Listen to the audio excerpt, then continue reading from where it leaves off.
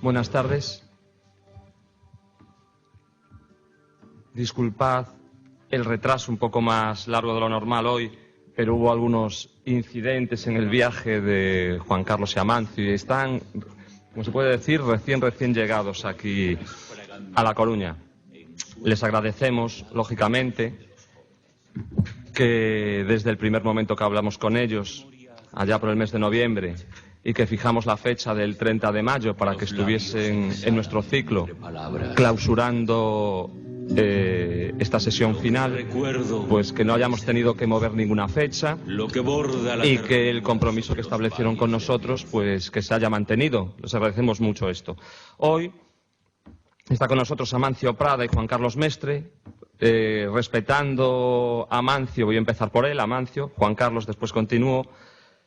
Difícil presentar a Amancio Prada, me parece que todos lo conocemos, lo hemos escuchado, hemos leído sus versiones, sus versos, hemos dado clase con sus libros, con su música, mucha de la cual la tenemos ahí fuera. Está con nosotros hoy otra vez la librería Siada, que nos acompaña siempre en estos encuentros. Y allí tenéis pues toda la obra de los dos autores que tenemos hoy con nosotros y, como estaba diciendo antes, pues que nos ha acompañado en muchas de nuestras clases con nuestros alumnos. Amancio Prada nace en Dehesas, León. Su biografía dice que su afición por la música se remonta cuando de pequeño ya cantaba en el coro con los salesianos en Cambados y más adelante vocalista en una orquesta cuando estudia bachillerato en El Bierzo. Se va con 20 años a París, estudia sociología y después empieza a hacer estudios de armonía, composición y guitarra. Su presentación en París es nada más y nada menos que con Georges Brassens en 1972, y a partir de aquí se suceden sus interpretaciones y sus apariciones en televisión, en radio. En Francia edita su primer disco, Vida y Morte. En 1977 regresa a España y se establece aquí, y de esta fecha es el disco dedicado a Rosalía de Castro. A partir de este momento sigue una etapa con discos como Carabel de Carabeles, Cántico Espiritual, Canciones de Amor y Celda, Lelia Doura, etcétera, etcétera. Canciones y soliloquios, dedicado a Agustín García Calvo, etcétera. Todas las críticas que desde un primer momento tiene Amancio destacan su rigor en su trabajo, la orientación artística, la flexibilidad en el timbre y muchísimas más cosas, ¿no? En 1986 se estrena Los sonetos de amor oscuro de Federico García Lorca en el Teatro María Guerrero de Madrid, bajo la dirección escénica de Luis Pascual. Ya terminado este trabajo, prepara Damayo Cabaleiro sobre la poesía neotrovadoresca de Álvaro Cunqueiro. Le sigue el disco Navegando la noche, con canciones también en las que colabora Manuel Vicent. En 1994 edita Emboscados, un disco que tiene una versión actual, remasterizada, publicada por esta gran editorial, que es Vaso Roto, de poesía, que la tenéis ahí fuera, por cierto. Le sigue Tres poetas en el círculo, Cunqueiro, Lorca y García Calvo. Canciones del alma en 2003, sobre poemas nuevamente de San Juan de la Cruz. En el 2004, sonetos y canciones de Federico García Lorca. En el 2007, Vida de artista, sobre canciones de Leo Ferré. En 2010, este libro maravilloso, editado por Casariego, que son Coplas a la muerte de su padre, de Jorge Manrique. Y las versiones que os estaba diciendo antes, las nuevas versiones que aparecen de Emboscados y esta magnífica versión del Cántico Espiritual y otras canciones de San Juan de la Cruz, del mismo año. En 2011, a comienzos de 2011, invitado por José Luis Gómez en el Teatro de la Abadía de Madrid, presenta un espectáculo en el que se alterna el Cántico Espiritual de San Juan de la Cruz con las coplas a la muerte de su padre, de Jorge Manrique. Bueno, una trayectoria larguísima que continúa aún hoy y que, bueno, que es difícil de glosar en estas palabras. Tenéis ahí una discografía muy esencial, una trayectoria que continúa. Vamos a tenerlo, después lo comentaremos muy pronto en Coruña con un nuevo recital. Yo hace poco estuve en Madrid y había estado en el Teatro Español 3 días con lleno absoluto. Y toda esta trayectoria, pues podríamos hablar de la medalla de oro del Círculo de Bellas Artes, la medalla de oro al mérito en las Bellas Artes, etcétera, etcétera. Yo creo que es un lujo para todos nosotros que pueda estar hoy en nuestro ciclo. Muchísimas gracias, Amancio. Y a su lado, pues Juan Carlos Mestre. Y Juan Carlos Mestre, un poeta que tanto Xavier como yo admiramos mucho, que leemos, que seguimos, que ya habíamos hablado con él en otras ocasiones, que ya había estado por estas tierras, y un poeta muy polifacético, ¿no? Porque no solo poeta, es poeta, artista visual, narrador, ensayista. Ya sus primeros poemas, como son 7 poemas escritos junto a la lluvia, La visita de Safo, Antífona del otoño en el Valle del Bierzo, lo tenéis aquí, con un CD maravilloso, fue premio Adonais de poesía del año 85, La poesía ha caído en desgracia, premio Jaime Gil de Viedma, La tumba de Keats, premio Jaén de poesía, y podríamos seguir así, porque a lo largo de estos 30 años, más de 20 poemarios, después comentaremos las recientes distinciones que ha obtenido toda su poesía, ¿no? Pero un trabajo muy múltiple, como habríamos hablado al principio, ha realizado antologías sobre la obra de poética de Rafael Pérez Estrada, la edición comentada del Señor de Bembibre, libros tan maravillosos como El universo está en la noche, sobre mitos y leyendas mesoamericanas, pero también hay que destacar su producción plástica, ¿no? Hay que pensar que Juan Carlos Mestre ha expuesto en galerías de España, Estados Unidos, Latinoamérica, Europa, y que como grabador pues ha obtenido también múltiples menciones, como la mención de honor en el Premio Nacional de Grabado, la 7ª Bienal Internacional de Grabado en Orense, etcétera. De su diálogo con la obra de todos los artistas pues han nacido libros pues como los que presentaba antes, por ejemplo, como este libro Emboscados con Amancio Prada, ¿no? También ha editado numerosos libros de artista, como El cuaderno de Roma, o uno muy reciente, maravilloso, que yo creo que también está ahí fuera, Extravío en la luz, poemas de Gamoneda, grabados de Juan Carlos Mestre. Esa trayectoria tan dilatada, tan continua en el tiempo, se ve reforzada con el año 2009, Premio Nacional de Poesía en el año 2009, con el poemario que tenemos aquí, La Casa Roja, y este año, por este maravilloso poemario de muy reciente aparición, que es La bicicleta del panadero, pues premio de la crítica de la poesía castellana. Yo decía esta faceta multifacética porque hace dos días sí, estaba en una librería y, bueno, es una librería que siempre que sale en algún libro de relatos me lo enseñan porque compro muchos libros de relatos. Estaba mirando 10 bicicletas para 30 sonámbulos y aquí hay un relato de Juan Carlos Mestre, claro, La bicicleta del panadero, bicicletas para sonámbulos, pues todo tiene sus relaciones. Muchísimas gracias a los dos por estar hoy aquí. Es un placer para nosotros. Escoítase, sí. Boas tardes, bueno, agradecerlles aos nosos convidados para cerrar este ciclo deste ano, que creo que foi un ciclo moi denso, moi interesante, e que vos agradecemos a vosa atención e a grande organización de Xavier, que é o factotum de todas estas iniciativas. Pois, lamentar que empezamos un poquinho máis tarde, pero, como se dixo, tiveron algúns problemas na autoestrada que retrasou a súa presenza aquí. Temos aquí hoxe dúas artes, a poesía e a música e a poesía, que realmente son dous enigmas maravillosos e que casan moi ben. A poesía é música verbal, todos os grandes poetas e teóricos da poesía, un Eliot, un Valéry, un Juan Ramón, un Machado, por onde queira que un Ezra Pound teñen ben sellado sempre a poesía á música. E a música xe é un enigma tan enigmático e tan profundo que realmente sería moi difícil definilo.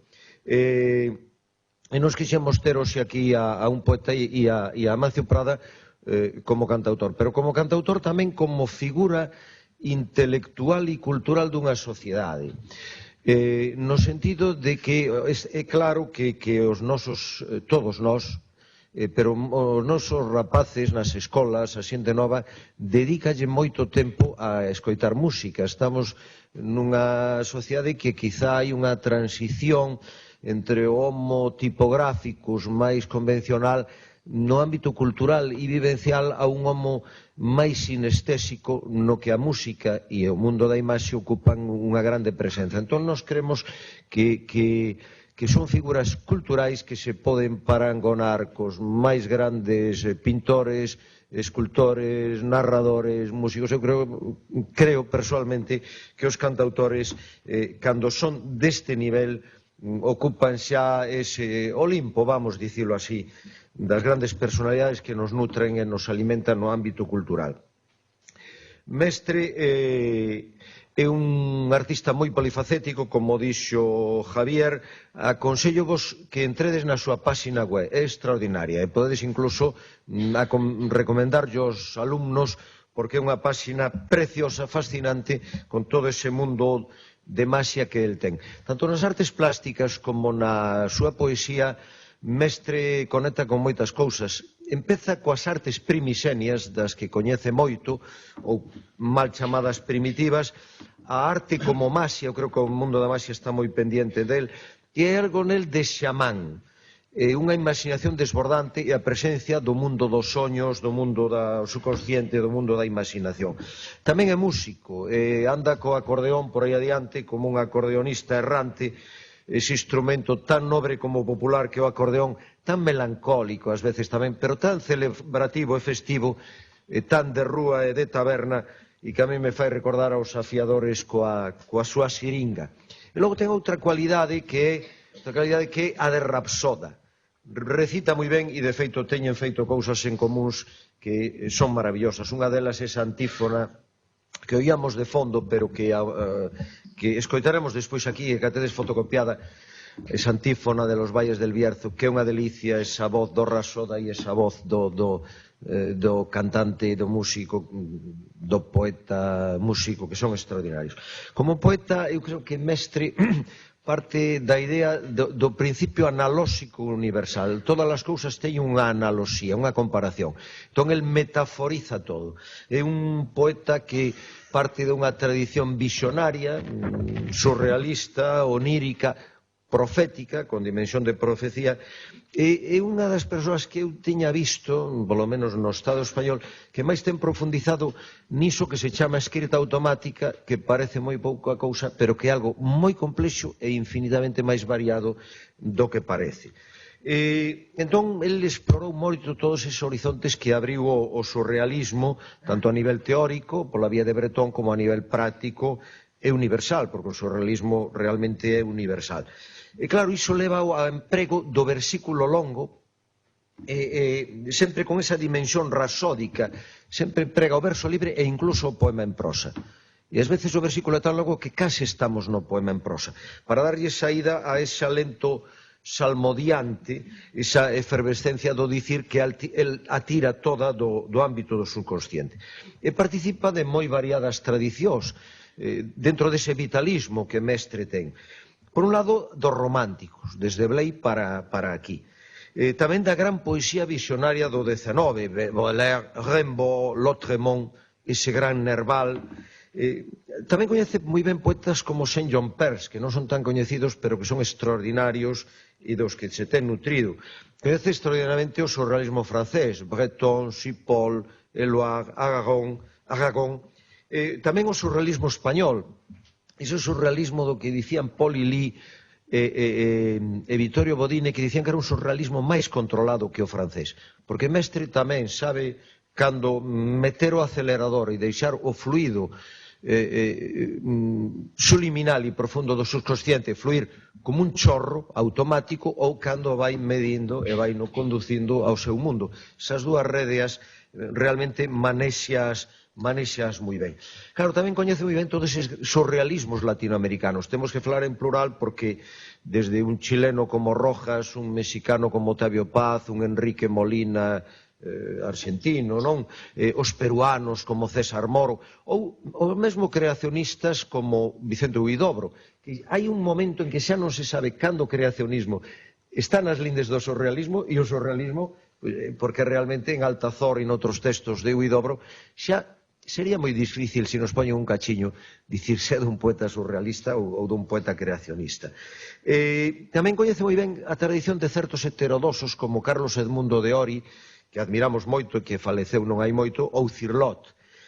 Tamén a tradición leonesa. En León hai un movimento extraordinario literario, cultural, con personalidades moi grandes. Aquí tamén se falou de Gamoneda, e realmente el ten moita achega con persoal tamén afectiva e de vencello con Gamoneda, con Colinas e todos eles. E logo hai algo tamén de jauliano, do Jaul de Ginsberg. El ten esa actitude tamén como ese maravilloso Howl do gran beat americano, e logo ese outro beat americano que era Walt Whitman, que ela admira, quere moito e que realmente é un río, e eu creo que está tamén un pouco na base desa concepción exultante e vitalista que ten Mestre. E todo iso fai, claro, unha obra moi persoal del, naquel se crea o seu mestrismo, e que é unha obra que ten unhas cualidades moi boas, que son a exuberancia da linguaxe, a vocación de catarse, profecía, rito, celebración, que ten fertilidade, que ten esa poesía, a exploración do irracionalismo poético contemporáneo, era unha riqueza metafórica incesante que veremos logo nos textos incrible. E logo hai unha dimensión cívica e moral tamén moi presente na súa obra, e a presenza dese locus que están ambos os dous, que é el Bierzo, que é León, ese espazo que realmente os ten marcado vivencialmente. E con todo isto, el crea unha obra realmente de sustratos moi profundos e moi ricos, é unha obra extensa, unha obra de libros moi densos. E participando desta república galego-leonesa coa que sentimos un vencello moi profundo, esta Galaecia antiga, está tamén con nós Amancio Prada, que, por certo, imos podelo disfrutar o próximo mes, porque o próximo mes vai facer unha tourné por Galicia, unha xira, e imos telo en Ourense o día 26, o día 27 en Vigo, e o día 28, os que queirades, ali estarei eu, se podo, non quero prescindir desa cita maravillosa. O día 28, creo que é no Teatro Colón, non? Teatro Colón na Coruña, e vai traer a Rosalía e a Federico. É un recital que se chama A Rosalía de Federico, no que música tamén os 6 poemas galegos de Federico García Lorca, un autor que el ten musicalizado moito. Amancio Prada forma parte desde os anos 70 da nosa formación sentimental, da nosa educación sentimental. Todos recordades obras, vinilos que xa son como incunables e que temos gravados na nosa sensibilidade colectiva daqueles 70 que eran ventos de cambio, sopraban ventos de cambio, ventos de loita. Un bon día apareceu por ali un barbudo que nos emocionou a todos, que nos conmoveu e que xa quedou grabado para nós. Amancio Prada é un artista, un creador moi culto e que participa de tradicións moi variadas, tanto que proceden do ámbito culto como das tradicións diversas populares, do medievo á contemporaneidade e de moi diversos sustratos e culturas e paisaxes xeográficas e culturais.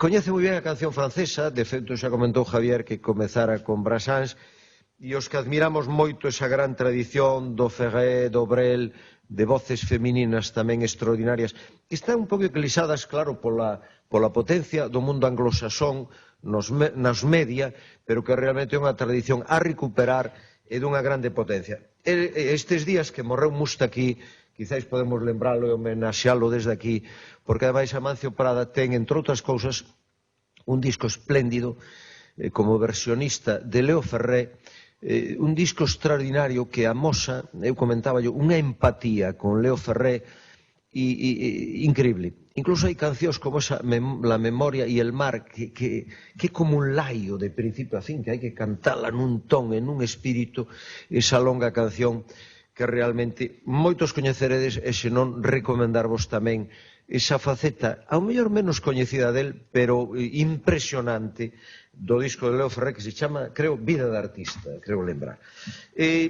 Bueno, Leo Ferré ten unha voz moi curiosa, pero Amancio Prada ten unha voz, non sei se dicir, aveludada. Eu sempre que penso nel, acórdome daquilo de que unos nacen con a estrella e outros nacemos estrellados. Realmente algúns nos tiñan que chamar para cantar nas rogativas nos tempos en que non chove.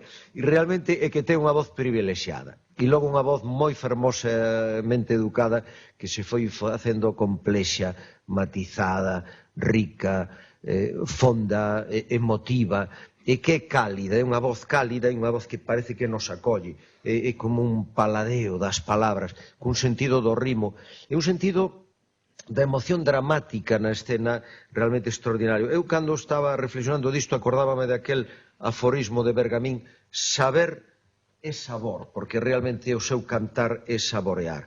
Musicou moitos poetas, Agustín García Calvo, moitos son amigos del. Lorca, obviamente, non o chegou a coñecer, morrera moito antes del nacer. San Juan de la Cruz, que xa tamén nacera un poquinho antes. Miguel Hernández, que tamén morreu moi lamentable, triste, nese pogrom do cárcere, franquistas, e logo tamén musicou moitos romances e moitas cancións tradicionais, moitas, incluso o Conde Arnaldos, o famoso romance, e tamén de Chicho Sánchez Ferlosio, de Rosalía, de Cunqueiro, dos nosos medievais. É dicir, ele é tamén un creador de poemas, por exemplo, aí teredes fotocopiado do libro Emboscados, tamén ela chega, digamos, as letras. Ten un sentido do ritmo e da fluencia dos versos realmente intuitiva, persoal. É un home que sempre foi a contracorrente, por iso é de admirar. É un home que nada do comercial lle afectou, nin as modas, nin as operacións triunfo nin fracaso, e iso amosa, obviamente, a autenticidade. Entón, pasamos a palabra a eles, e parafraseando unha expresión que Mestre lle dedicou ao mestre de cantautores Amancio Prada, el falaba de milagre de xograría. Pois celebraremos a ambos os dous como un milagre da xograría e da trovadoría, porque o son. E grazas por estar aquí hoxe. Gracias a ti.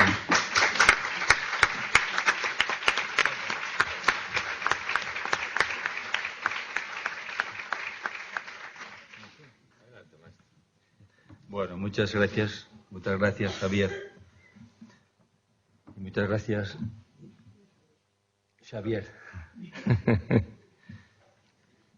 Javier y Xavier. Y gracias sobre todo a vosotros, amigos, por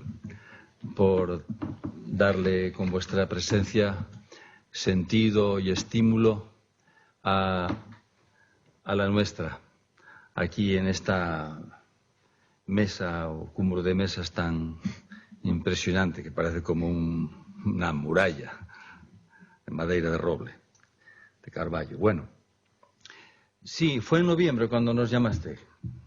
Yo no me acordaba si había sido en noviembre o en diciembre, pero dijiste, ¿queréis venir a La Coruña? Pues sí, con Mestre. Joder, encantado. ¿Y para hacer qué? No, es un ciclo de conferencias, de encuentros con creadores, con escritores, pintores, músicos. Bueno, bien. Y ahora cuando veníamos por el camino en el coche me dice Mestre, oye, ¿y qué vamos a hacer? Y dije, pues mira, no lo sé muy bien, pero creo que es sobre el proceso creativo. ¿Me lo comentaste hace poco o me lo he inventado yo? A lo mejor te lo dije en alguna conversación, como hemos tenido bastantes. No, es que a lo mejor te pregunté qué es lo que teníamos que hacer. Me dijiste... Hablar, yo os dije hablar. Hablar. Pues yo no sé por qué me quedé con lo del proceso creativo. Y... Hablar del proceso creativo. Hablar del proceso creativo, pero eso es dificilísimo.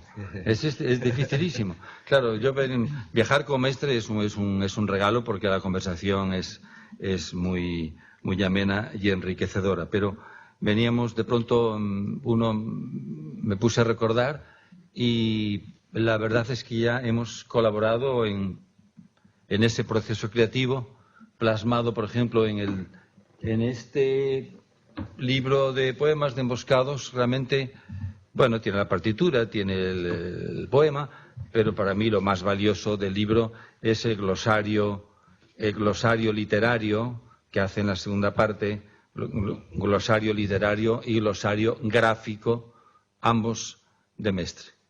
Ojo, un verso, su corazón era de oro. Y entonces lo que es de oro es todo lo que escribe, lo que realmente escribe luego él.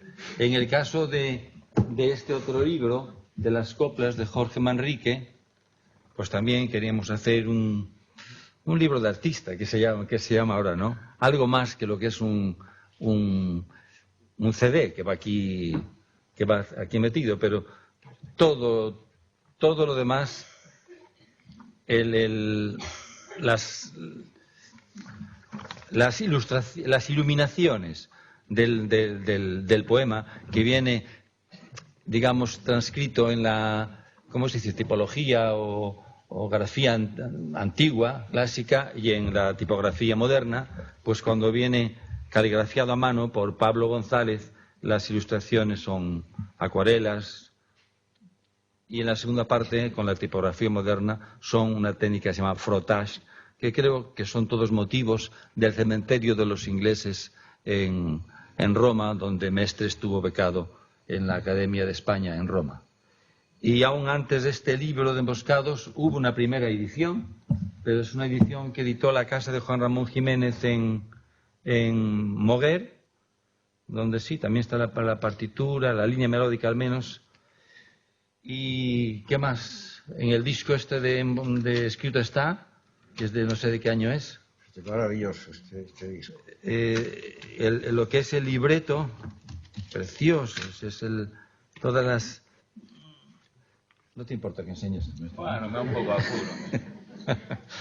No sé, Y en el último recital que estrenamos, como decías, en el Teatro Español hace un mes, a Rosalía de Federico, o la Rosalía de Federico, pues realmente es un concierto escénico, es decir, que si vais al Teatro Colón podéis ver que es algo, digamos, distinto de lo que es un recital normal.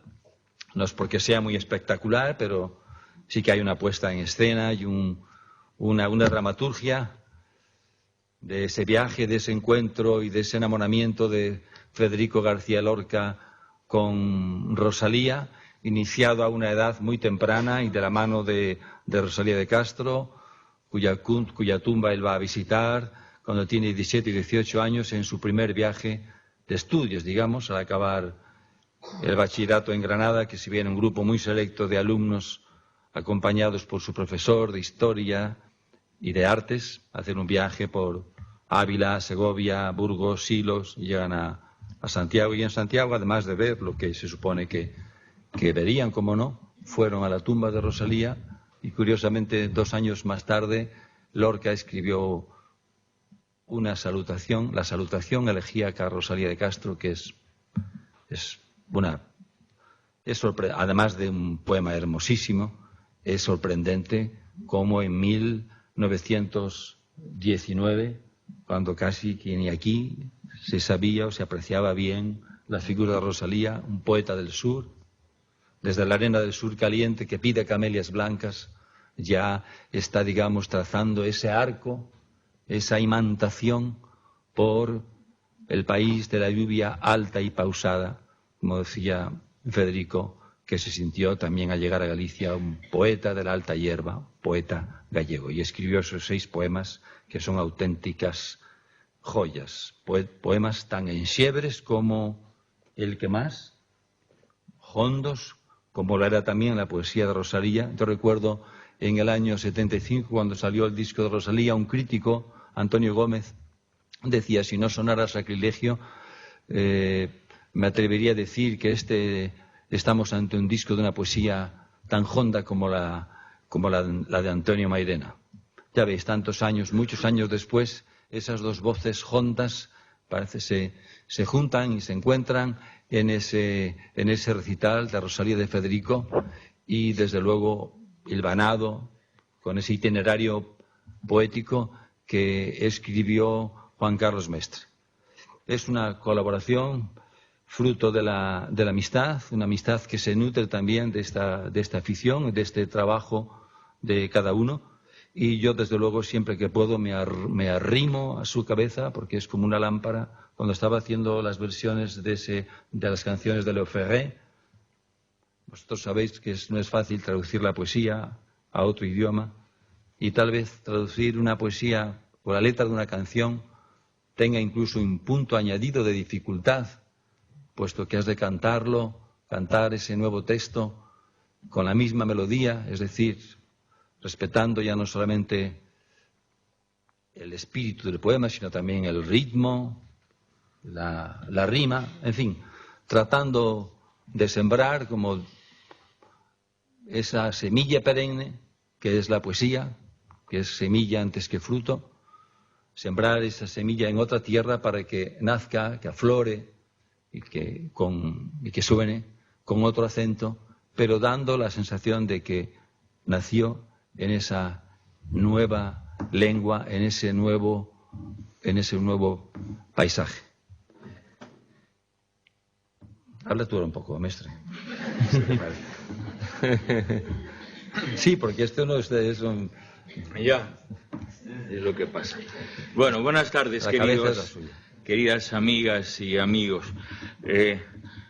Bueno, todo lo que se ha dicho aquí es verdad, excepto lo que guarda relación conmigo. No es nada fiable las palabras de Xavier Seoane, ni las de Javier Pintor, ni las de Amancio Prada, porque aunque practican el único acto digno, la única dignidad posible del tráfico de influencias, que es el de las palabras generosas para hacerle sentir a uno bien. Yo estoy muy feliz de estar aquí con vosotros esta tarde y más feliz aún si a eso se añade el diálogo y el reencuentro con amigos muy queridos, con Xavier Seoane. Hace mucho tiempo que hemos establecido un pacto en el territorio de las admiraciones por la palabra. Con Javier también hemos tenido diálogos en otros momentos del pasado, y Amancio es una compañía perpetua y una súbita dignificación de mi vida desde el mismo instante en el que lo conocí hace ya posiblemente casi 40 años. Bien, queridos amigos,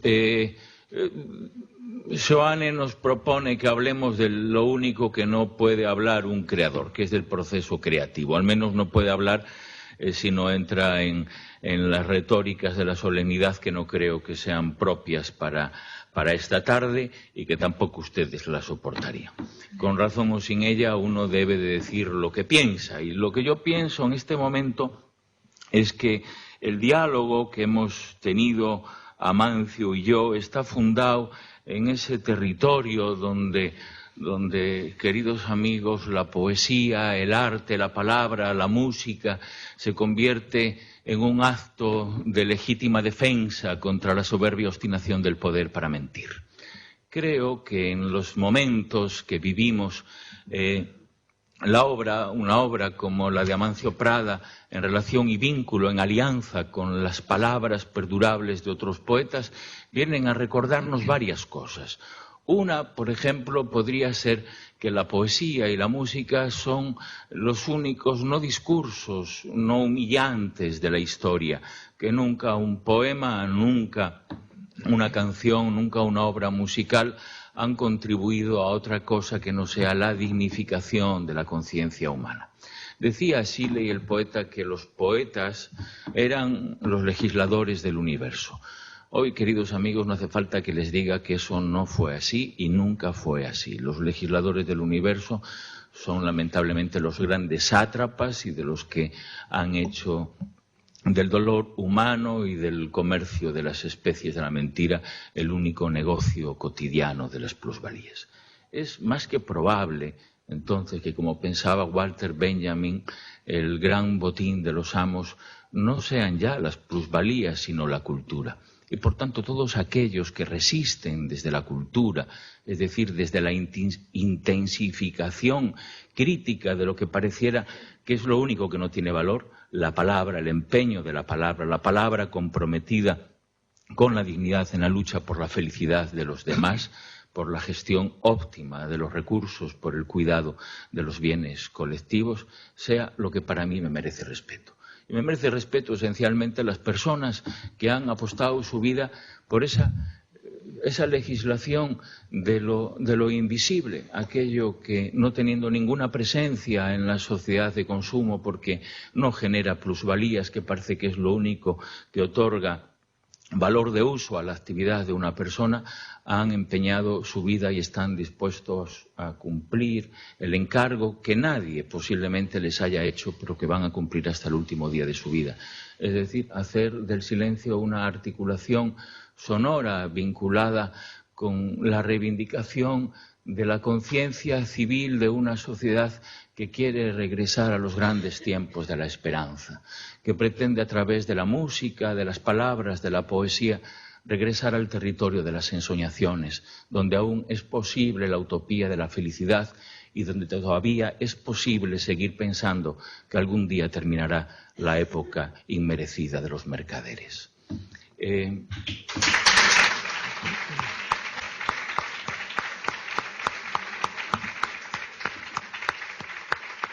Queridos amigos, quería decir esto porque creo que tiene una intrínseca relación con el diálogo que hemos tenido desde hace muchos años con Amancio Prada. Como en el caso de Borges con Buenos Aires no nos une el amor sino el espanto, será por eso que nos queremos tanto. Es decir, no nos ha unido el negocio, no hemos ganado nunca un duro con nuestros libros, no hemos establecido pues una resistencia en los territorios apasionados del diálogo con una creencia, porque ¿qué otra cosa es la música y la poesía? Pues es un estado de creencia, es el territorio de los sueños, de las supersticiones, de las religiones, de las creencias, de todas esas cosas inmateriales, hermosas y mágicas que forman el imaginario de los pueblos que no quieren seguir condenados a 100 años de soledad sobre la tierra. Bien, es posible que decía Eric Satie, que era un gran desobediente, que el músico es el más soberbio de los animales y que fue él quien inventó el arte sublime, decía Satie, de estropear la poesía. Y eso, queridos amigos, es radicalmente cierto. Porque estropear tiene la virtud de significar cambiarle el programa a aquellas cosas que están previstas, hacer que las palabras cumplan el sueño de significar la imposibilidad de lo dicho, de que se encuentren en territorios neutrales y establezcan alianzas para que devengan en un tercer significado. Cuando un poeta salía con un músico, cuando un músico como Amancio Prada, como Paco Ibáñez se enfrentan a los poetas que los han precedido, a los poetas de sus generaciones, posiblemente no estén haciendo otra cosa, para decirlo de manera muy clara, muy clara. Lezama Lima diría, masticar cangrejos para exhalarlos por la punta de los dedos al tocar un piano. Bueno, puede ser una manera de entender las cosas. Es decir, hay cosas que no se pueden explicar, es lo que quiero decir. Desde que somos muchachos entramos en el colegio y nos enseñan cuál es la primera obligación que tiene un ser humano, que es la de racionalizar absolutamente todo. Es decir, aprender el significado de las palabras que después inmediatamente la sociedad les cambiará el programa de la significación como la... Y entra ahí entonces la tarea del músico, la tarea del poeta, la alianza invisible de recordar, de volver a ser los avisadores del fuego, de hacer con las palabras y la música la intensificación de los sueños pendientes de ser soñados. Porque una sociedad, esencialmente la sociedad civil, es la acumulación insistente de los sueños pendientes de ser soñados, de los sueños pendientes de ser soñados por nuestros antepasados y de recordar a nuestros contemporáneos para qué han sido hechas las palabras y para qué ha sido hecha la música. Ha sido hecha para ayudar a construir la casa de la verdad y no para destruirla. Los poemas, las canciones de Amancio Prada han sido hechas para intensificar la experiencia humana del amor, la experiencia humana de la justicia, la experiencia humana de la pobreza, la experiencia humana de la necesidad. Han sido hechas para recordar para qué han sido hechas, para qué debieron haber significado y no significaron en momentos amargos, terribles de la historia, palabras como justicia, piedad o misericordia. para eso están ahí, las palabras, las guitarras y la música en la alianza con los horizontes del porvenir. Creo que ese es el vínculo que nos ha unido y la fraternidad en la que creo vamos a seguir hasta el último día de nuestra vida.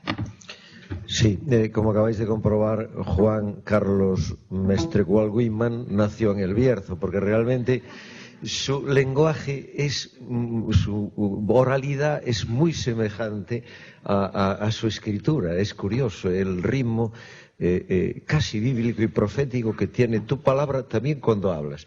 Bueno, antes se dijo una cosa muy profunda del proceso creativo. En realidad nosotros lo que queremos es que nos contéis vuestra vida y milagros. Es decir, nosotros admiramos vuestra obra y queremos comprenderla más y entender y saber más también de vuestras vidas.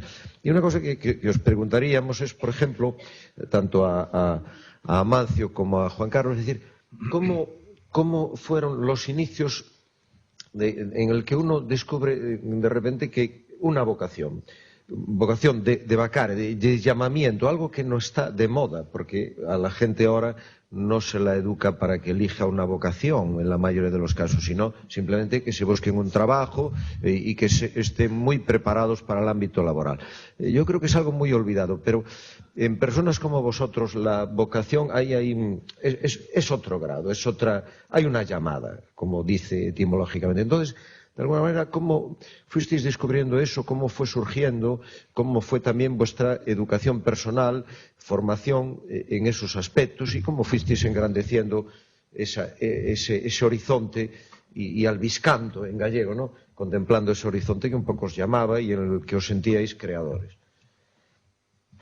Yo la palabra vocación se la vi pronunciar por primera vez a los frailes salesianos, que vinieron a mi pueblo y me dijeron que yo tenía vocación, seguramente. En aquel entonces yo nací en el 49 y en el año 59, en cuanto un niño parecía un poquito despierto en la escuela, enseguida el maestro le decía a los padres: a este niño hay que mandarlo a estudiar fuera. Vocación como llamada, tal vez la vocación no sea más que una afición radical,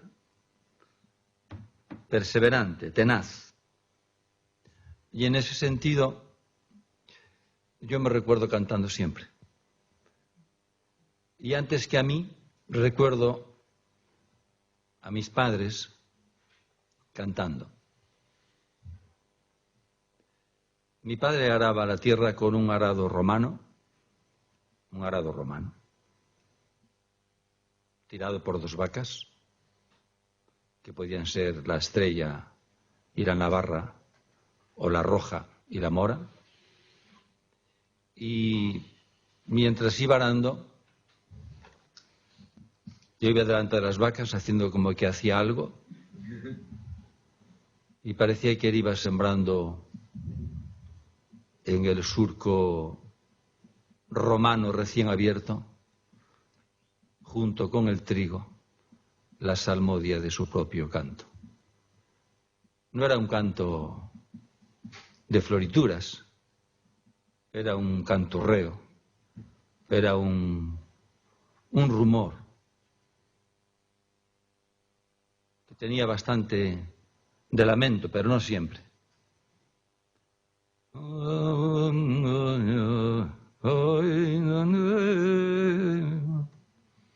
No se podía apreciar bien lo que decía, generalmente. Pero esa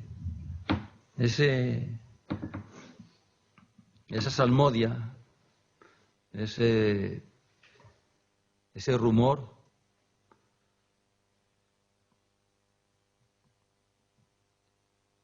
yo lo tengo en la cabeza todavía.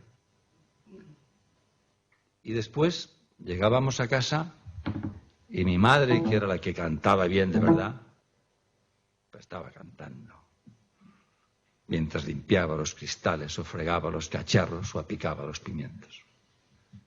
Porque se cantaba mucho. El trabajo era durísimo y tal vez porque era tan duro, y porque había silencio alrededor, el silencio que es el nido de la música, había también, surgía, nacía ese canto.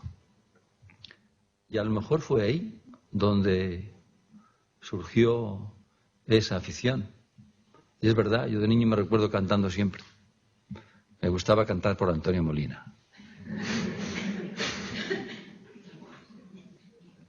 Yo no maldigo mi suerte porque minero nací, cocinero, cocinero, enciende bien la candela, una paloma blanca como la nieve, caballito, bandolero. Y me sigue gustando cantar por Antonio Molina. Y los mozos también cantaban en aquellas rondas. Y luego mis hermanos también iban haciendo, íbamos cantando todos y seguimos cantando en casa. Pero como os decía, cuando tenía 9 años llegaron unos frailes y me dijeron, este niño tiene vocación salesiana. Y ahí me trajeron a Cambados. Llegamos a Redondela de madrugada. Yo cogí el tren en Ponferrada, un tren largo que venía con 2 vagones cargados de vocaciones salesianas. Unos venían de Palencia, otros de Santander, o de Zamora, o de sabe Dios dónde. En Redondela tuvimos que hacer un transbordo, y allí en Redondela yo percibí un olor que no conocía, no había olido antes, y no sabía lo que era, claro. Y cuando el tren que habíamos dejado se fue, al irse el tren, vimos el mar, que estaba allí mismo. Era el olor del mar. En otro tren más pequeño llegamos a Villa García de Arosa y allí en un autobús nos llevaron hasta el Pazo de Serantellos, en Castrelos. Qué sitio tan bonito. Un antiguo pazo y un colegio moderno de piedra, rodeado de parres de albariño, cuando no sabíamos lo que era el albariño,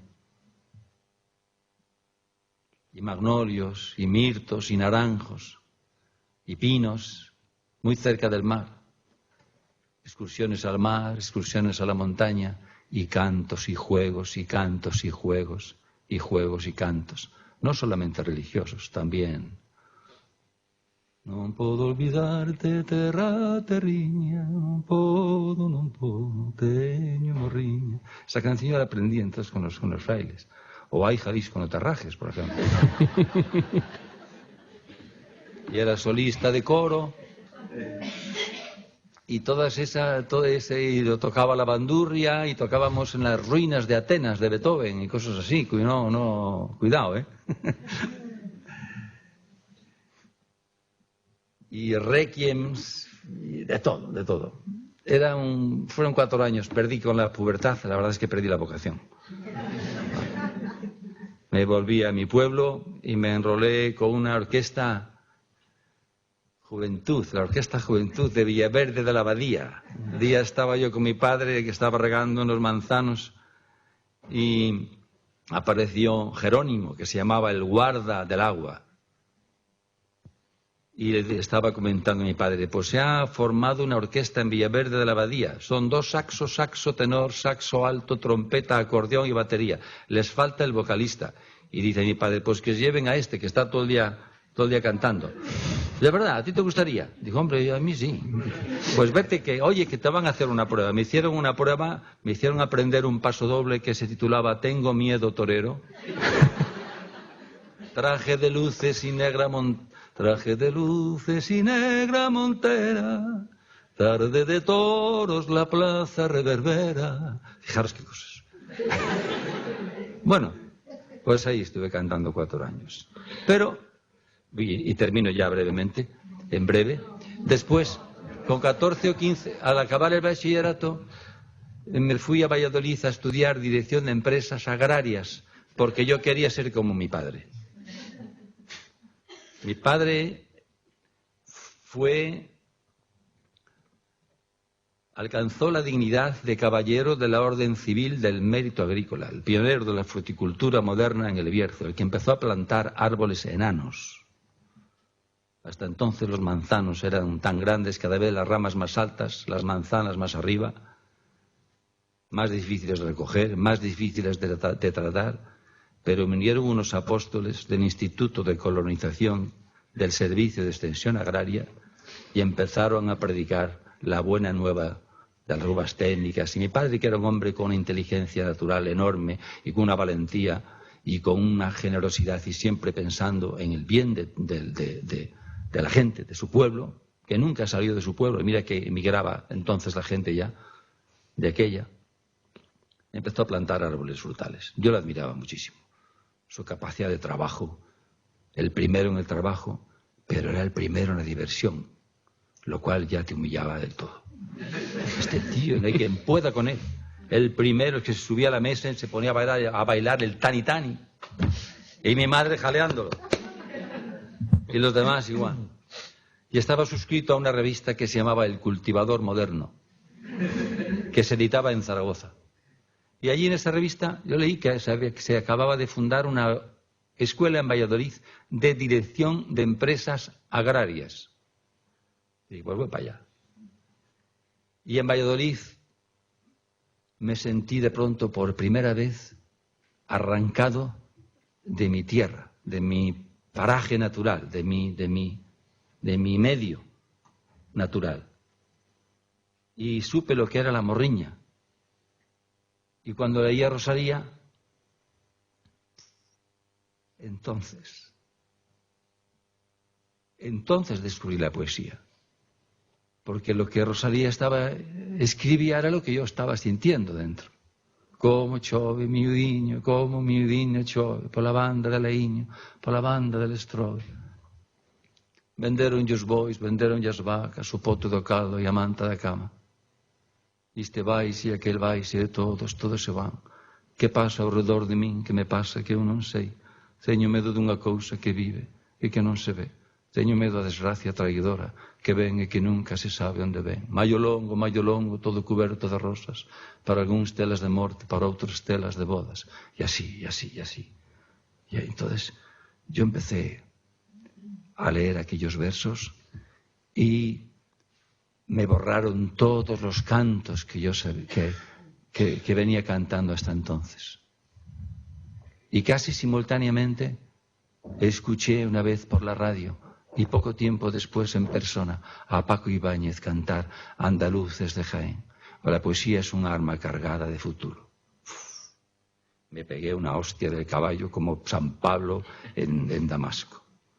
Me caí, pero cuando me levanté yo estaba viendo un paisaje distinto de poesía y de canción, de poesía aliada en alianza con la música. Y aquello ya era otra cosa. Y sonaba con un poderío dentro de mi pecho, que entonces, tal vez ahí, en ese momento, o a partir de ese momento, aquella afición, aquel mundo de cantos, de sueños y de miedos tantos que uno tiene cuando vives en un pueblo y tienes que ir a buscar el agua por la presa arriba de noche y el viento mueve los árboles y te parecen que son, yo qué sé, qué cosas extrañas. Y entonces cantabas más fuerte cuanto más miedo tenías. Todo aquello vivido, todo lo vivido hasta entonces empezó a plasmarse o a solidificar o a establecer esa alianza entre la poesía y la música que me ha acompañado siempre y me sigue acompañando. En algunos casos, pues cantando versos de Juan Carlos Mestre, como los de su antífona del otoño, en el Valle del Bierzo, o La Cierva de Oro, o Jimena, yo Jimena, y todos los demás poetas, porque los poetas que más da que hayan nacido aquí, que allí, hoy, que ayer. Los poetas, si son poetas, viven dentro de nosotros. Ellos son nosotros y nosotros somos ellos. Y esa voz, su voz resuena en nosotros. Y en la medida en que su voz deja de ser de un nombre y de un apellido, esa voz es cuando ya es de verdad, cuando se convierte en esa palabra vivificadora, consoladora, y que a mí me sirve como al alfarero al barro. A mí me sirve la poesía para hacer una copa y dar de beber o de cantar a mi hermano.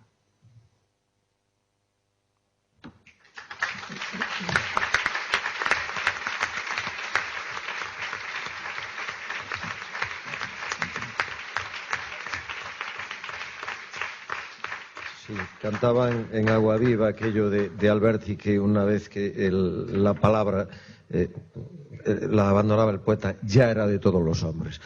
Juan Carlos, mestre. Ya, Xavier, es difícil. Jopela, yo estaba pensando a ver si se me ocurría alguna historia que estuviera a la altura del relato hermoso de Amancio Prada, pero la verdad, no se me ha ocurrido ninguno y voy a tener que contar la verdad.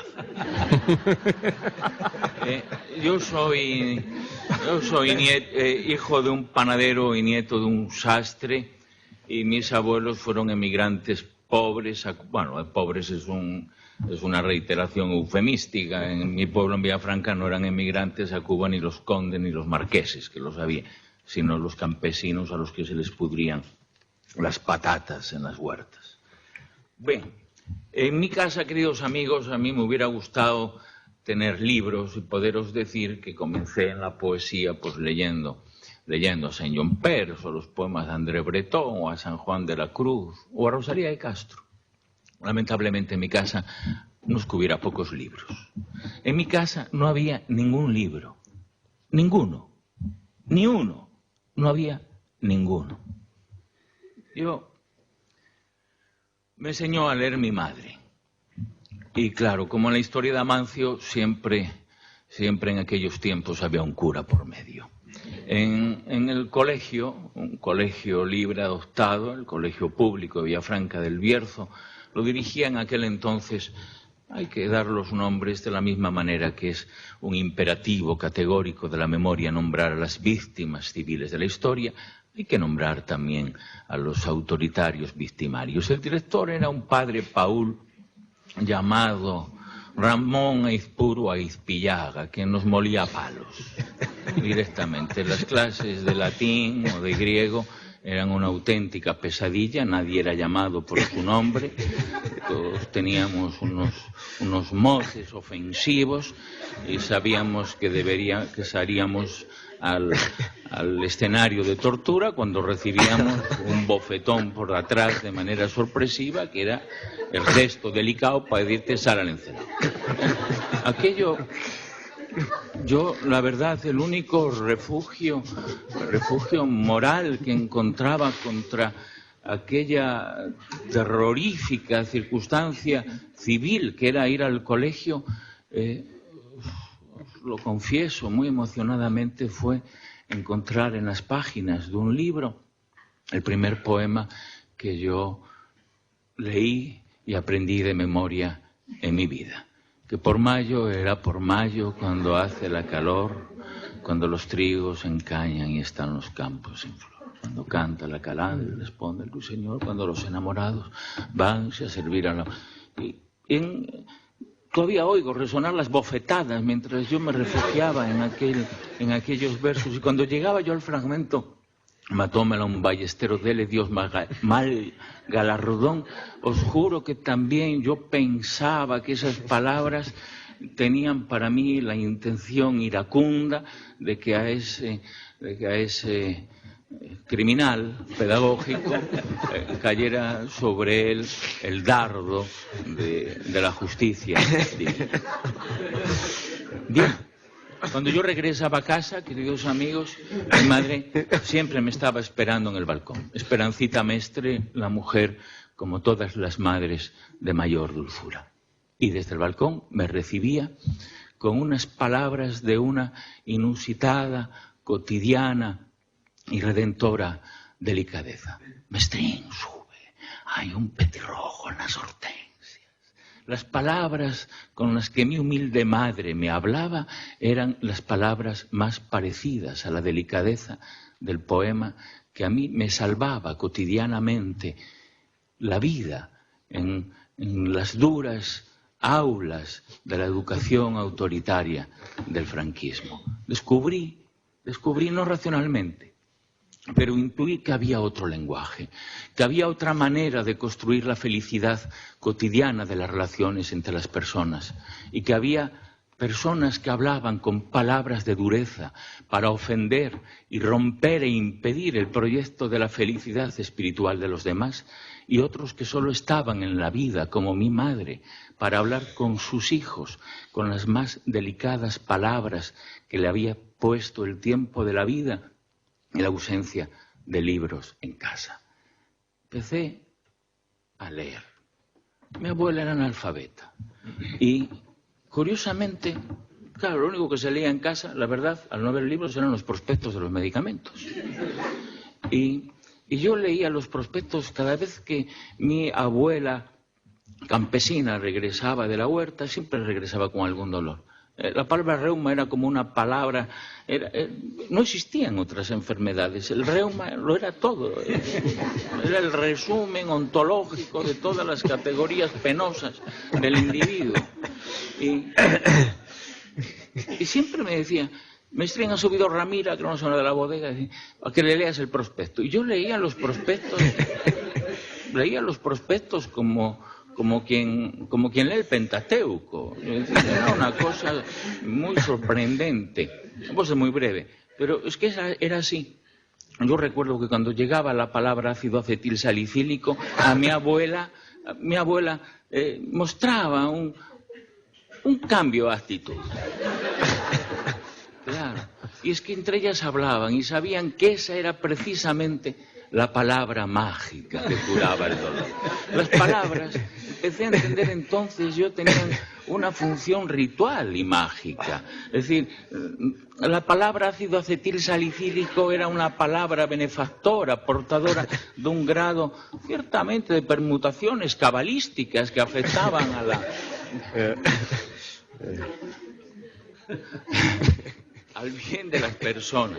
Bueno, yo creo que ese fue mi primer acercamiento a entender que el lenguaje estaba relacionado, por una parte, con el escapismo de la infelicidad, por otra parte también con la venganza frente a los crueles, con la identificación con lo que uno amaba y también con la esperanza significativa de aquello que lleva mucho más lejos que el miedo de lo silencioso y del no saber.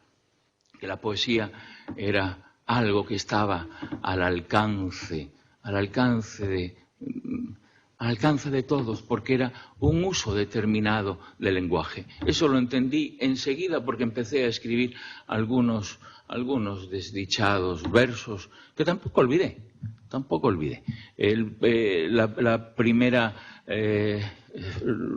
observación que a mí me hicieron sobre unos versos, porque me pilló este padre Paul con ellos, pues fueron unos versos que yo dedicaba a una muchacha de clase que realmente me gustaba mucho. Fue la primera pulsión de deseo que yo sentí frente a un semejante. Entonces le escribí unas palabras cuyo sentido objetivo, real, aún desconozco, pero que tampoco olvidaré nunca. El poemita, que me costó una sonora bofetada, decía: el pirimpelo de la Ariantina danza viriómpiro en la tarima azucarero de trementina porcelidante como el diamante es el camelo de un caramelo de trementina, pagilontina de malvavisco y un arzobispo de purpurina.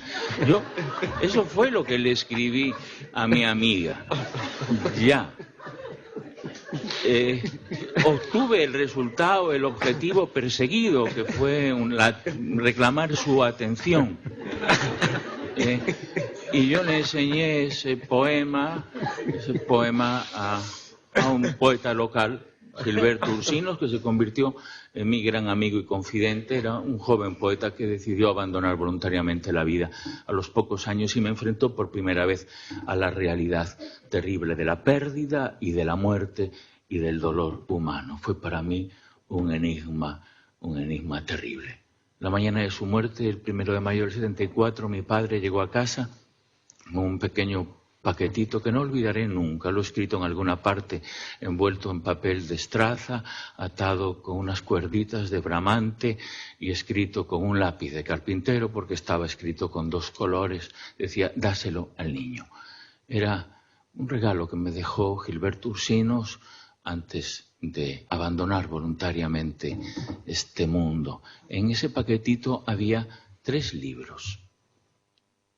3 libros. Los 3 libros eran de la colección Adonais en octavo, la pequeña colección Adonais.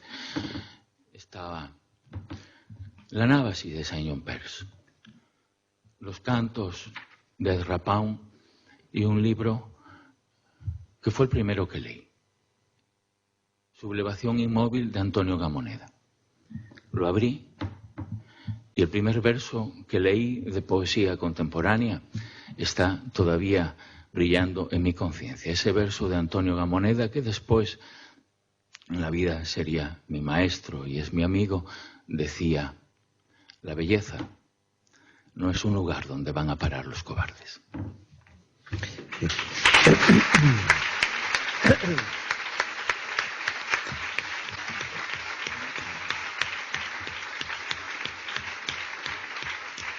Bueno, ya sabéis que años después Mestre ganaría con Antífona del otoño en el Valle del Bierzo, ganaría el premio Adonais. Bueno, yo creo que ahí tenemos la antífona esa y claro, no sabemos si os apetecería decirla a 2 voces.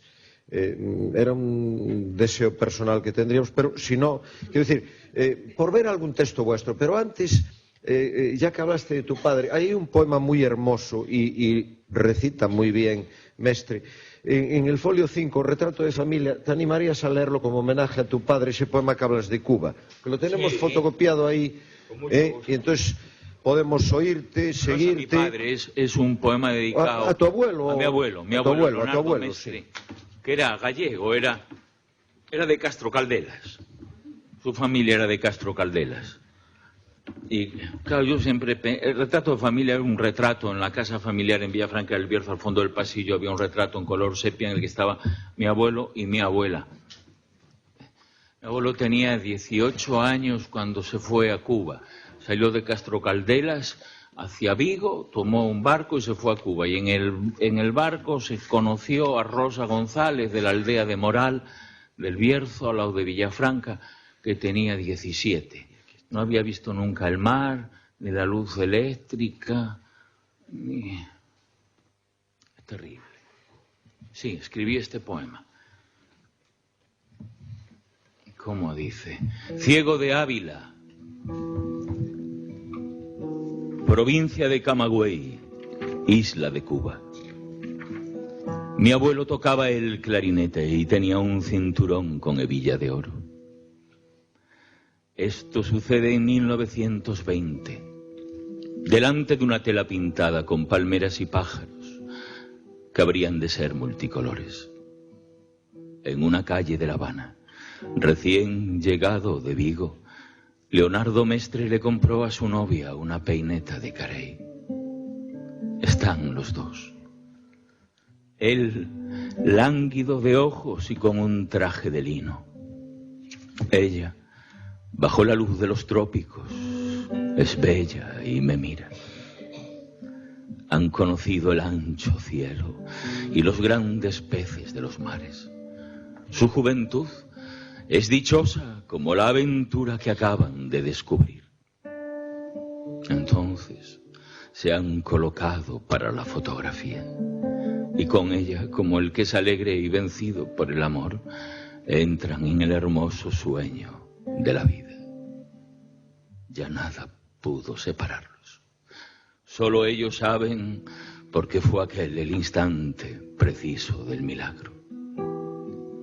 Yo podría continuar esta historia, pero no sé si en 1920 había Chevrolets en Cuba.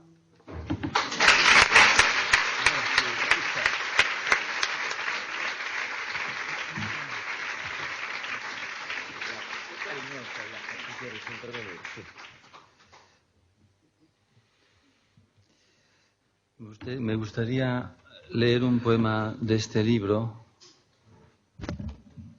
de la bicicleta del panadero, que se llama Geografía Incompleta.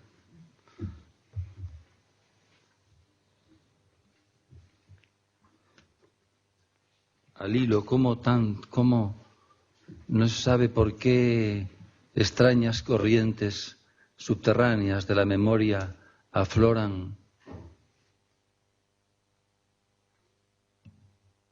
más tarde, y sabe Dios dónde, lo que uno ha vivido. Hago referencia a lo que contaba hace un momento Mestre. 1970, como convalecientes acordeones a las casas de empeño, llegan al pueblo rumores de París. Toda la noche, sentado frente al aparato de radio, un joven poeta de provincia aprende a hablar francés. Puede entender los versos de Verlaine y el ruido que hacen al pisotear las hojas los mendicantes muertos. Involuntariamente ha dejado de creer. La neblina oxida las escopetas y las hermanas entran en la melancolía. Involuntariamente se cruzan las estrellas. Dicen algo que nadie en este mundo escuchará más veces. Comienza a leer El idiota, una novela rusa sobre la historia de un príncipe que padece epilepsia. Como él es huérfano de padre, como él ha escrito algunas cartas que nunca recibirán respuesta. Se enamora, busca trabajo. Tiene 2 gatos, Parsifal y Tristeza. 1970. La noche del 19 de abril, Paul Celan se arroja al Sena. Por esas fechas, digamos 10 años antes de la muerte de Sartre, Gilberto Ursinos enseña la lengua de Voltaire a los chavales mantas que catearon en junio. No hubo para él cabañas, ni por así decirlo, la sombra de la tierra donde hace su otra cama la miel. Solo el viento y los ríos del viento entre los árboles de la compasión, solo el injerto del viento sobre las huertas con lechugas y topos. A los 37, por encima de todo, en la edad de Rimbaud, amaneció suspendido a un palmo del suelo. Fue llorado en el bar donde era querido, en la ferretería y en cada pequeña rendija de la casa del panadero. Otra vez las campanas se taparán los oídos y en invierno se pudrirán las patatas. Cae la ceniza del cigarrillo sobre los caracoles blancos y un ángel voluntario cerrará las contraventanas en el club francés.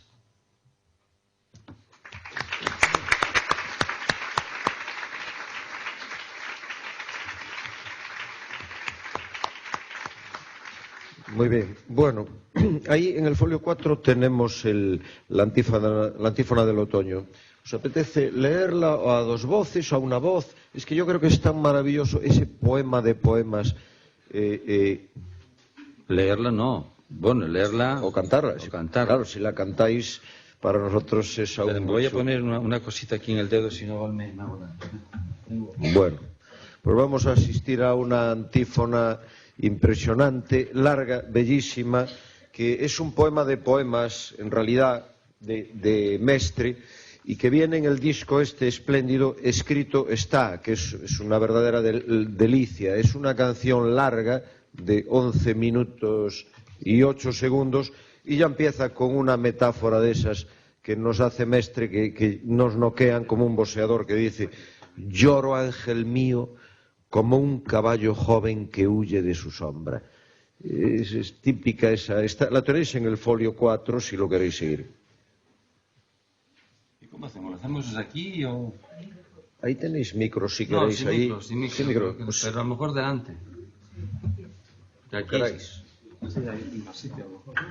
Ciclo de pie, ¿no, mestre? Sí, ahí. Sí.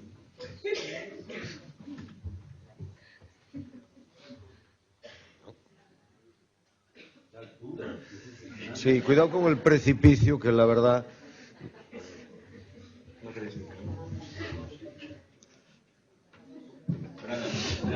Un asiento. Sí. No, esto está pensado para eliminar conferenciales.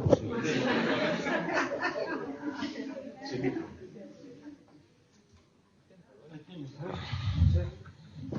Así un micro así a esa distancia, que recoja un poquitín. Vamos a bajar un poco.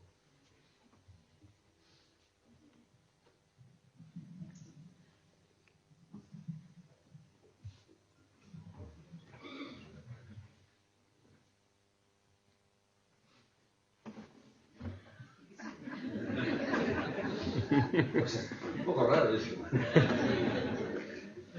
Estamos aquí estamos ahí. Prefiero no mirar.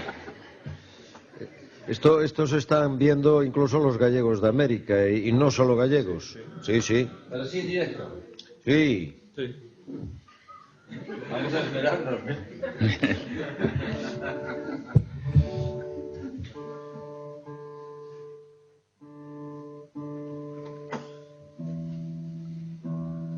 No, este poema del Antífona de Otoño en el Valle del Bierzo,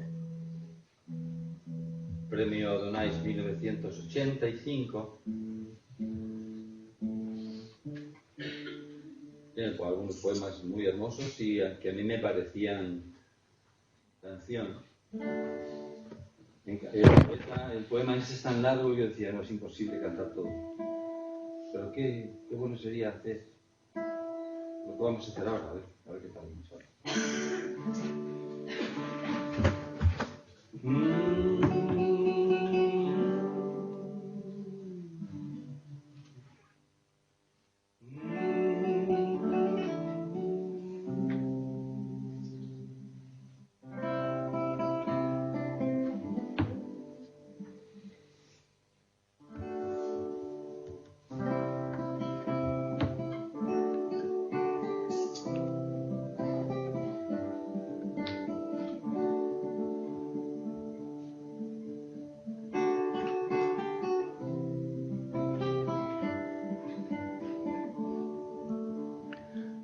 Lloro, ángel mío, como un caballo joven que huye de su sombra. También por los sueños que no tuve y que ya nunca sabré.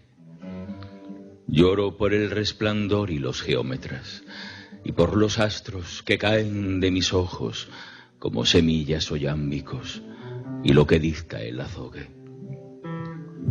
Cúmplase que he vuelto.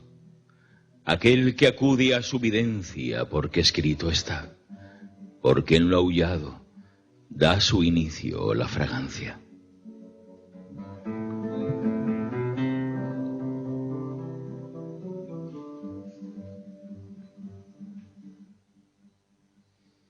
Lloro, ángel mío, como un caballo joven que huye de su sombra.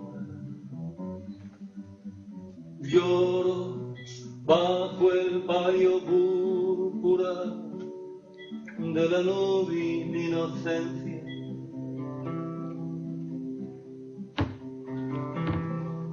También por los sueños que no tuve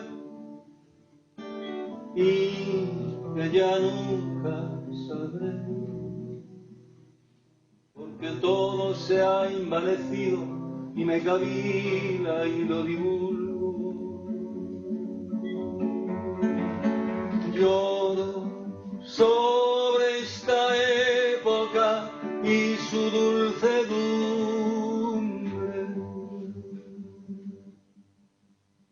pero tú no me escuchas, tú me habrás olvidado.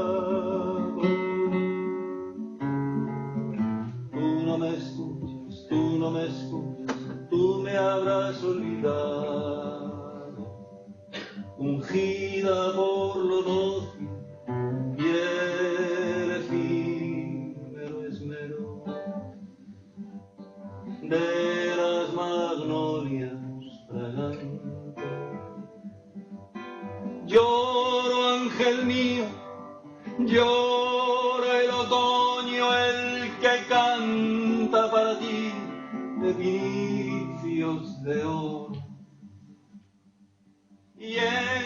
que me place cumplirte y sonar el cálamo antiguo y obedecerte, fiebre mía, luz poderosa de un río vocal donde acude mi corazón como bailando.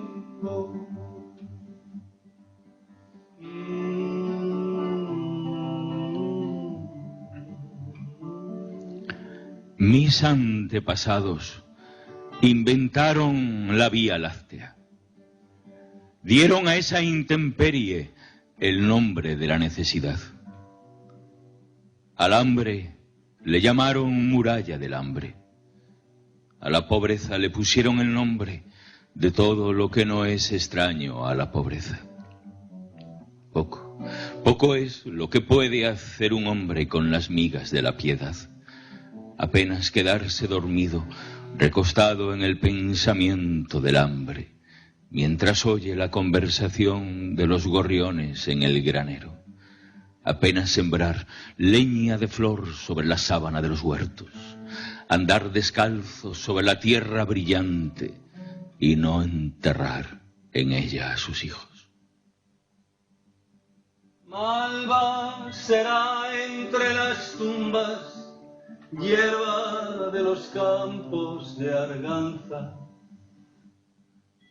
El que aquí ha llorado, celoso con la tierra que pisa. Esta es la casa de tu padre,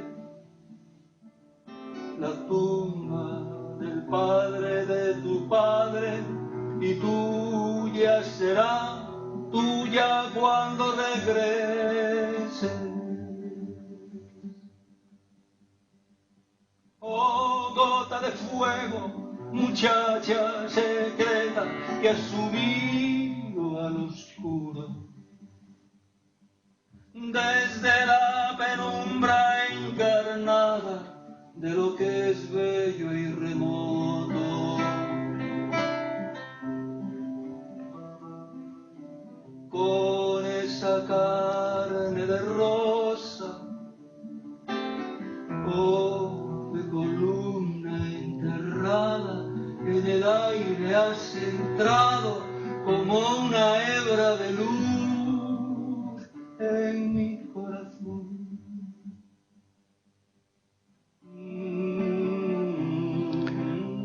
Bajo la dulce curva de los soportales, las muchachas, como hiedras fragantes, ensueñan el melado torso de los jóvenes.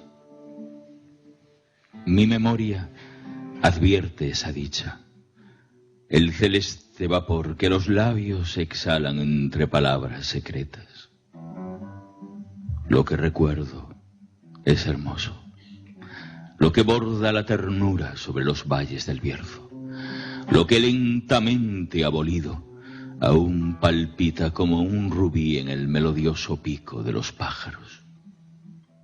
Así os he sentido, libres y gozosos días donde viví cansado por la luz, radiante, estremecido, hijo de la tristeza y los relámpagos. Llueve, la lluvia borda la ternura por el valle del silencio. Lo que lentamente aún palpita en el pico de los pájaros.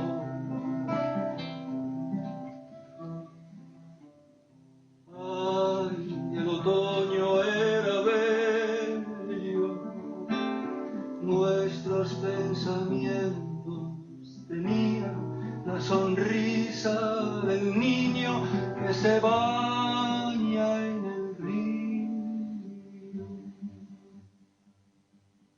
Llueve, ángel mío,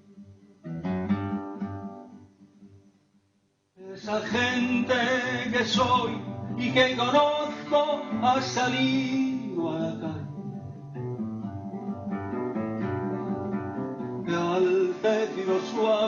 de los dialectos del monte.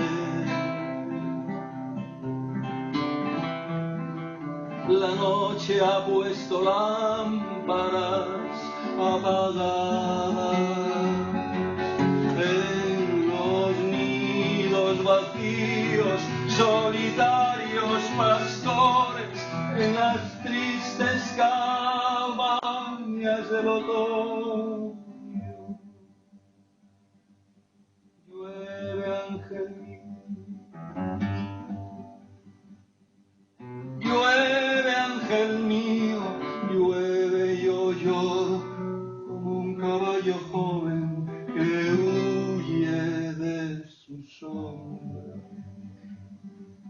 Llueve y lloro bajo el palio púrpura de la núbil inocencia.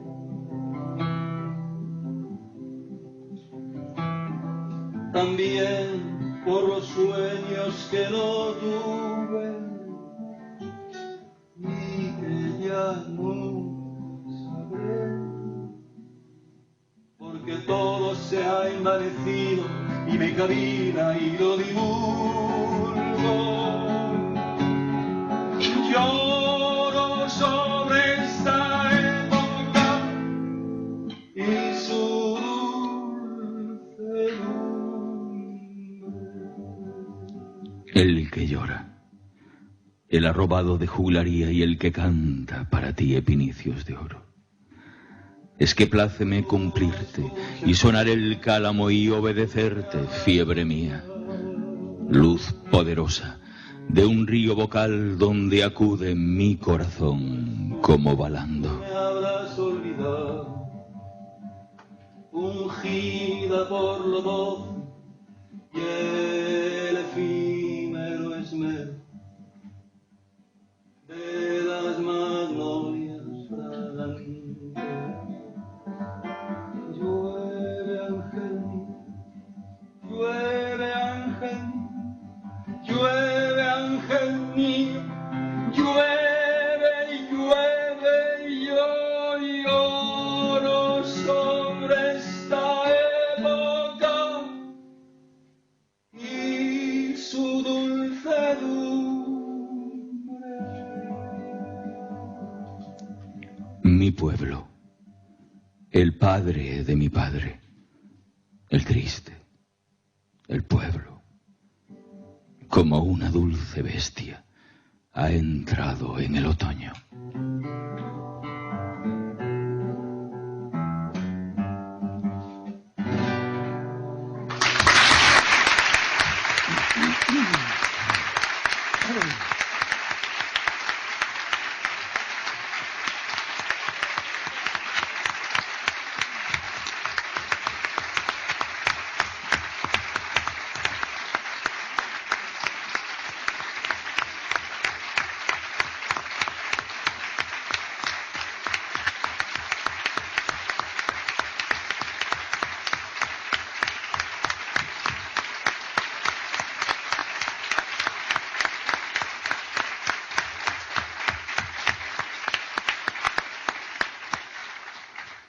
Bueno, la verdad es que es tan hermoso y más emotivo, y tan emotivo, que el silencio parece que pesa, ¿no? Y además que vos vamos a tener que acabar sacando en hombros. Bueno, ¿te apetece leer otro poema, Juan Carlos? Porque la verdad es una delicia escucharte. ¿Te animas a leer? Tienes ahí, o lo que prefiráis. ¿Cómo vamos de tiempo? Yo pensé que habíamos terminado ya. No, vamos a terminar enseguida. Enseguida. Vamos a ir cerrando. Siempre que Amancio cante, puedes cantar algo a café. ¿Cómo? ¿Volver a coger la guitarra? No cuesta nada. Sí, vale. ¿Qué hacemos? Claro, nosotros no queremos abusar. No, por favor. Nosotros decimos aquello... El que abusa no es traidor.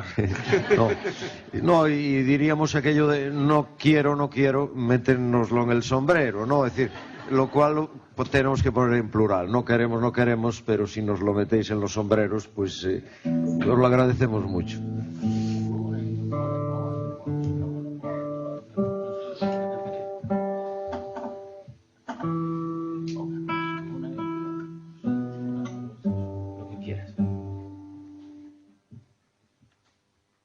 poemas habéis puesto por ahí? Aquí pues tenemos Vergidum, Caballo Morto, Yo, Jimena. La Casa Roja. Ese no lo pusimos, ese es espléndido, sí, de antífona. Informe sobre el orden público, El Cuadrilátero, todos los libros llenos de palabras. Berlín, Naturaleza Muerta, El Robo, Sala de Espera, Federico García, Poema 12 y La Casa. Y luego de Emboscados. Hay de Emboscados también. De Emboscados en el folio 3 con letra y música. El texto también es de Amancio Prada, que es también una de las ediciones en libro disco. Sabéis que hay varias. Está la de San Juan de la Cruz, está la de Jorge Manrique, las coplas, ¿De Emboscados qué habéis puesto?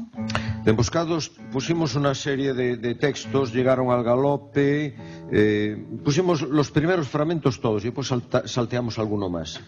Entonces no hacemos nada. Yo sé. No sé qué hacer. A lo mejor la de...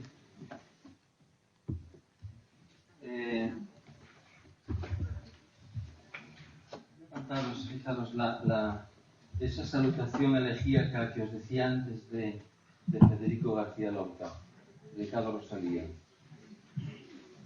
Luego, si vais al Colón, la vais a reconocer. Es que me gusta mucho, porque es la última canción que he hecho. Siempre uno tiene especial predilección por lo más reciente. No quiere decir que sea lo mejor, ni mucho menos, pero...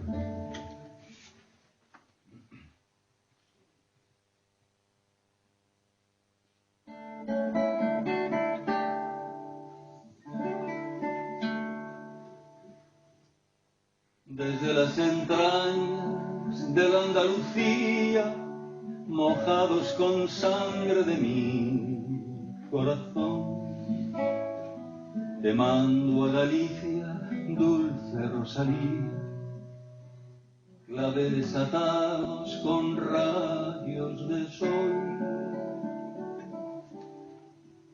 Caigan los claveles en tu calavera, manchando su blanco marfil de pasión, y hagan el efecto de una cabellera con trenzas de sangre nevada de olor.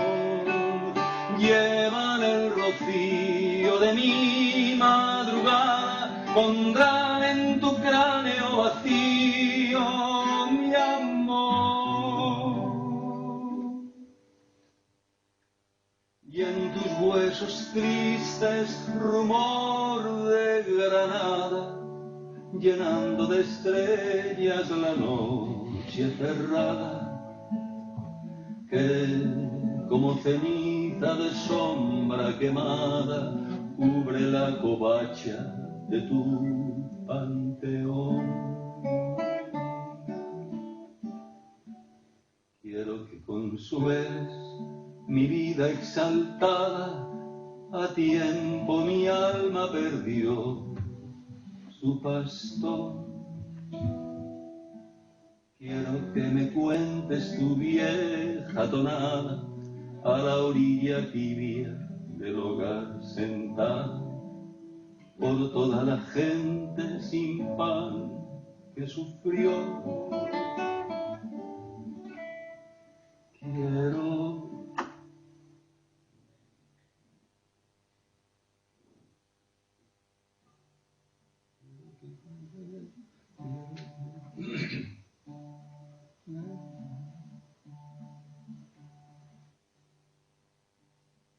Quiero que lloremos la melancolía que sobre nosotros el cielo dejó, pues vamos cargados con cruz de poesía, y nadie que lleva esta cruz descansó. Junto a los cipreses que rompen el cielo, saludo a los sauces que tiene padrón. Quiero que con estos claveles sangrientos llegue a tu sepulcro mi llanto y mi voz. quiero que con estos claveles sangrientos llegue a tu sepulcro mi llanto y mi voz.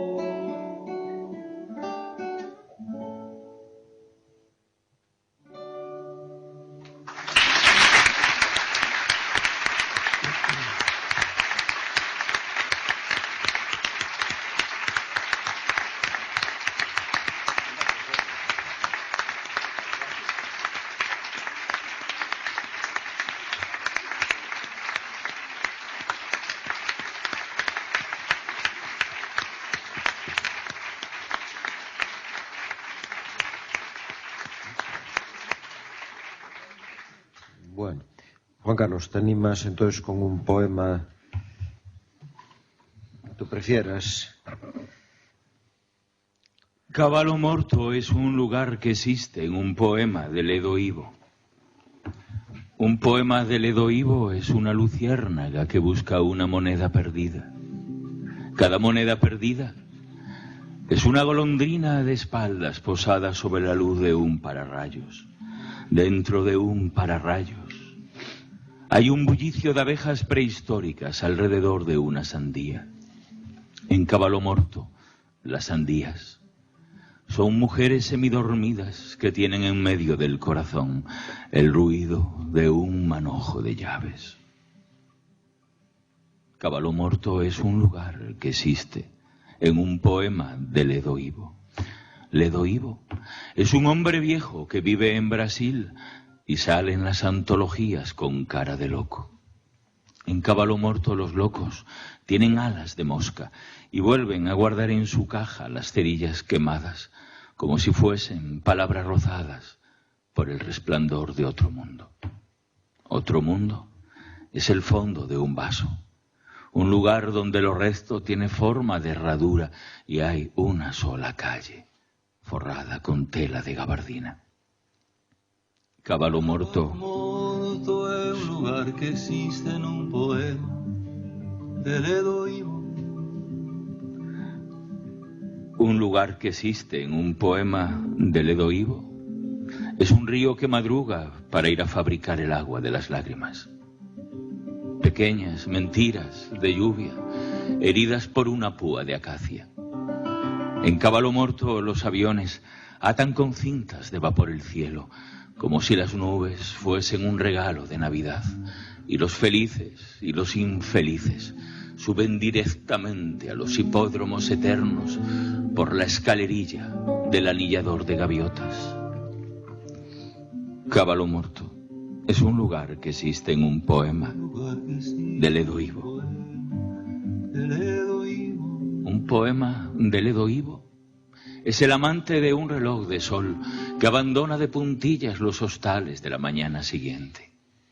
La mañana siguiente es lo que iban a decirse aquellos que nunca llegaron a encontrarse.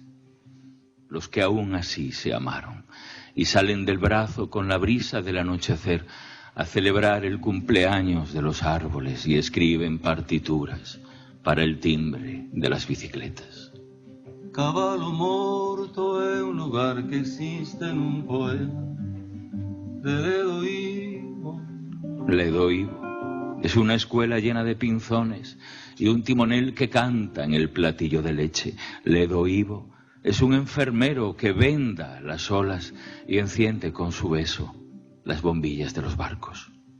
En Caballo Morto todas las cosas perfectas pertenecen a otro, como pertenece la tuerca de las estrellas marinas al saqueador de las cabezas sonámbulas y el cartero de las rosas del domingo a la coronita de luz de las empleadas domésticas. Caballo Morto es un lugar que existe en un poema de Ledo Ivo. En Caballo Morto, cando morre un caballo, llaman a Ledo Ivo para que o resucite. Cando morre un evangelista, llaman a Ledo Ivo para que o resucite. Cando morre Ledo Ivo, Chámanos sastre das volvoretas para que o resucite. Fáganme caso, as lembranzas fermosas son fuxidías como os esquíos. Cada amor que remata é un cimenterio de abrazos. Háganme caso. Los recuerdos hermosos son fugaces como las ardillas. Cada amor que termina es un cementerio de abrazos. Y Cavallo Morto es un lugar que no existe.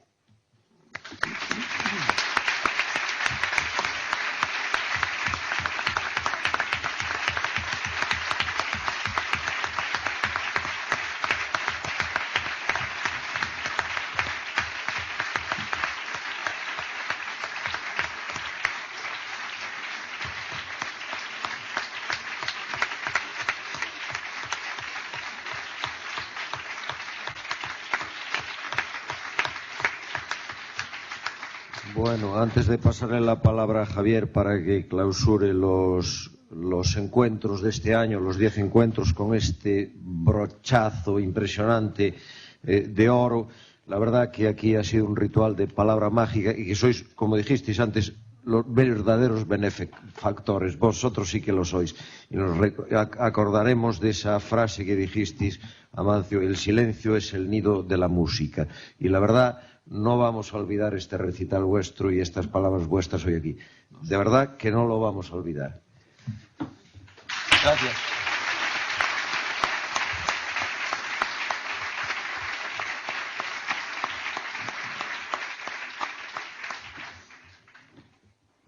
Hoy es muy difícil terminar diciendo algo después de haber escuchado a Amancio y a Juan Carlos, y sobre todo que a veces me toca decir palabras muy prosaicas, ¿no? Pero bueno, esta despedida es un regalo que nos hacen Amancio y Juan Carlos, un regalo generoso, desinteresado, y que es un reflejo de lo que significan los dos, ¿no? Si dice Juan Carlos que escribir es arropar la dignidad con palabras, pues sus palabras y su música han llenado de dignidad, de poesía, la sesión de hoy, ¿no? Hay que agradecerles, yo quiero agradecerles de todo corazón que hayan venido en las circunstancias que han venido, a un ciclo pequeño como este, pero grande por todos vosotros los que estáis aquí. Y de verdad que muchísimas gracias a los dos. A vosotros.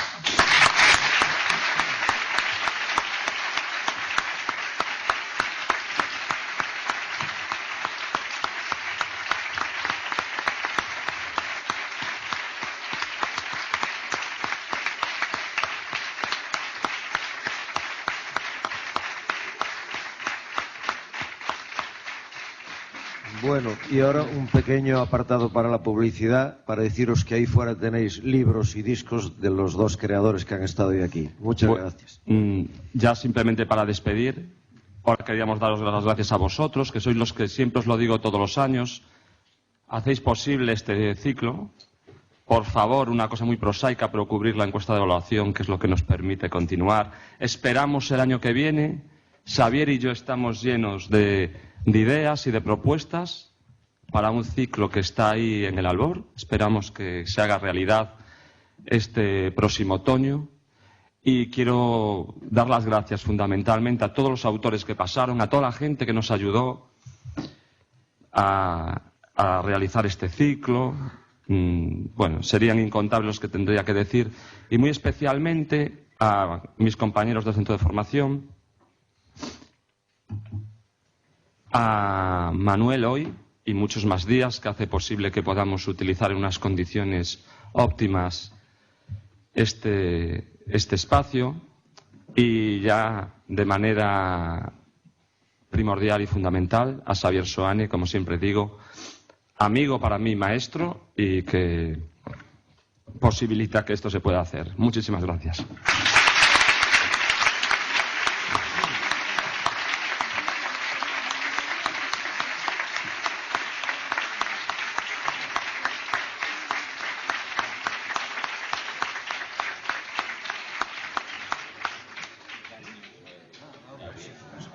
Esto es inolvidable.